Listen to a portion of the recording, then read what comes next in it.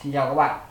Trên tay tôi đang là sản phẩm gá kẹp đèn hoặc các thiết bị ngành phim ảnh lên trần hoặc lên các cái thanh có hình dạng vuông hoặc là hình tròn.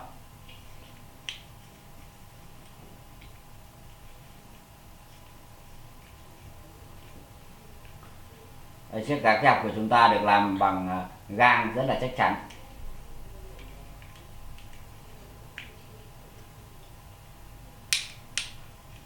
Với thiết kế kẹp mà như thế này thì các bạn có thể kẹp lại rất là chắc chắn mà không lo bị lỏng trong quá trình sử dụng.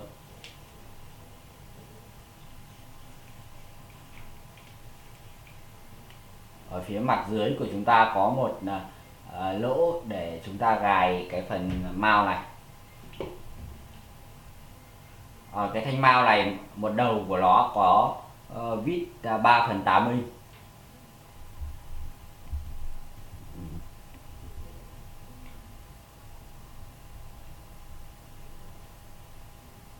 Còn một đầu thì chúng ta có vít 1/4 inch. Đây là hai loại vít rất là quen thuộc ở trong các thiết bị phim ảnh. Ở phía bên cạnh của nó chúng ta có một cái chốt, các bạn phải bấm vào thì mới lôi được phần đầu này ra, ngay cả khi các bạn mở con vít này.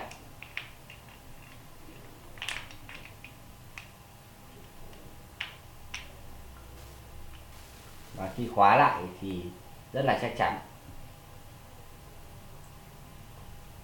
Ngoài ra thì nhà sản xuất còn khoan sẵn cho chúng ta những cái lỗ vít để chúng ta có thể sử dụng thêm vào các mục đích khác nhau.